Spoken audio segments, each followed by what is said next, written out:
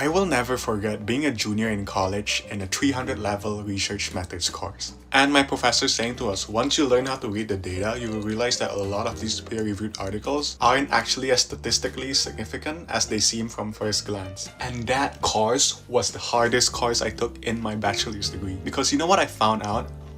It is so fucking hard to prove that a source is reputable. And you know why? Because you have to prove that it's peer-reviewed. You have to know who the peers are, who paid for this study, and actually prove what the sample size was. Was it reflective of the population the research was meant to represent? You have to look at this data and see if they say it's statistically significant, and how statistically significant, because there's levels to this shit. And you have to know how to do that because you're a researcher.